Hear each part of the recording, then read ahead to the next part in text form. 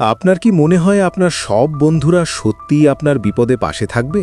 আপনি কি এমন কাউকে বিশ্বাস করেছেন যে পরে আপনার বিশ্বাস ভেঙেছে? চাণক্য বলেছিলেন, বিষধর সাপের কামড়ে একবার মৃত্যু হয়, কিন্তু একজন খারাপ বন্ধুর বিশ্বাসঘাতকতায় তিলে তিলে প্রতিদিন মৃত্যু হয়। আমরা অনেক সময় আবেগের বশে মানুষকে আপন করে নিই, কিন্তু চাণক্য শিখিয়েছেন যে আবেগ দিয়ে নয়, বরং বুদ্ধি দিয়ে মানুষকে বিচার করতে হয়। ২৫০০ বছর আগে মগধের মহাজ্ঞানী চাণক্য এমন ৩টি বন্ধুত্বের পরীক্ষার কথা বলে গেছেন, যা দিয়ে আপনি আপনার চারপাশের হাজারটা মানুষের ভিড় থেকে প্রকৃত হিতাকাঙ্ক্ষীকে খুঁজে বের করতে পারবেন। আজ এই ৩৩ নম্বর ভিডিওতে আমরা সেই সত্যগুলো জানব যা আপনার জীবনকে বড় কোনো প্রতারণার হাত থেকে রক্ষা করবে। এই ভিডিওটা আপনার জীবনের শ্রেষ্ঠ সামাজিক শিক্ষা হতে পারে। মনোযোগ দিয়ে শুনুন।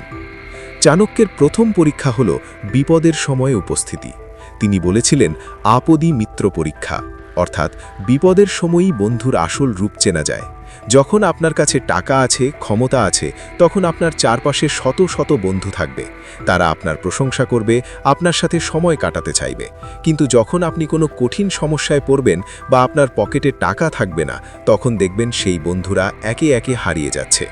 চাণক্য বলেছিলেন, যে ব্যক্তি আপনার অভাবের দিনে আপনার হাত ছাড়েনি, সেই হলো আপনার প্রকৃত বন্ধু।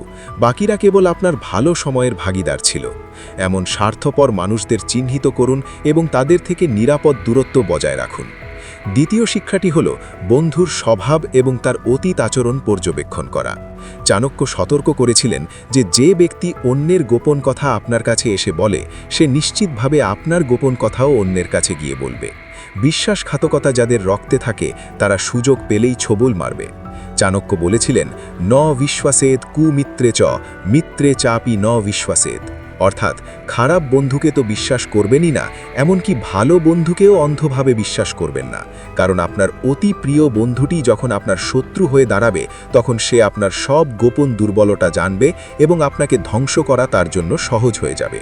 নিজের সীমাবদ্ধতা সবসময় নিজের কাছেই রাখুন। তৃতীয় বিষয়টি হল বন্ধুর স্বার্থ এবং তার আনুগত্য। চাণক্য বলেছিলেন, প্রতিটি বন্ধুত্বের পেছনে কোনো না কোনো স্বার্থ লুকিয়ে থাকে। নিছক নিঃস্বার্থ বন্ধুত্ব পৃথিবীতে খুব বিরল। আপনার বন্ধু আপনার সাথে কেন আছে? সে কি আপনার জ্ঞান বা আপনার ব্যক্তিত্বকে পছন্দ করে, নাকি সে আপনার মাধ্যমে কোনো সুবিধা ভোগ করতে চায়? চাণক্য মনে করতেন, বন্ধুর সাথে আপনার চিন্তাভাবনা বা লক্ষ্যের মিল থাকা জরুরি। যদি আপনার বন্ধুর নেশা বা কুঅভ্যাস থাকে, তবে খুব শীঘ্রই সেই প্রভাব আপনার উপর পড়বে। মনে রাখবেন, কয়লার পাশে থাকলে যেমন হাতে কালি লাগে, তেমনি খারাপ বন্ধুর পাশে থাকলে আপনার চরিত্রেও দাগ লাগবে। সৎ এবং পরিশ্রমী মানুষের সাথে বন্ধুত্ব করুন। চাণক্য আরও একটি গভীর কৌশলের কথা বলেছিলেন, মৌন থেকে পর্যবেক্ষণ করা। আপনি যদি কাউকে চিনতে চান, তবে তাকে বড় কোনো দায়িত্ব দিন বা তাকে কিছু সময়ের জন্য ক্ষমতার স্বাদ দিন। ক্ষমতা পেলে মানুষের আসল অহংকার বেরিয়ে আসে। যে মানুষটি সামান্য ক্ষমতা পেয়ে আপনাকে ভুলে যায় বা আপনাকে ছোট করে দেখে, সে কোনো দিন আপনার আপন ছিল না। চাণক্য নীতির মূল কথা হলো, কম বন্ধু বানান, কিন্তু খাঁটি বন্ধু বানান। হাজারটা ফেক ফ্রেন্ডের চেয়ে একটি বিশ্বস্ত বন্ধু অনেক বেশি শক্তিশালী। আজ থেকে আপনার ফ্রেন্ড লিস্ট ছোট করুন এবং কেবল তাদেরই জায়গা দিন যারা আপনার উন্নতির পথে অনুপ্রেরণা যোগায়।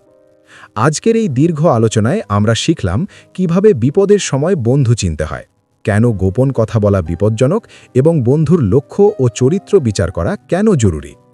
আপনি কি আজ থেকে আপনার বন্ধু নির্বাচনে আরও সতর্ক হবেন? আপনি কি কাউকে অতি বিশ্বাস করে ঠকেছেন? আপনার সেই অভিজ্ঞতা কমেন্টে লিখে জানান, যেন অন্যরাও সচেতন হতে পারে। আপনার একটি মন্তব্য আমাদের পরবর্তী 34 নম্বর ভিডিও তৈরির প্রেরণা যোগাবে।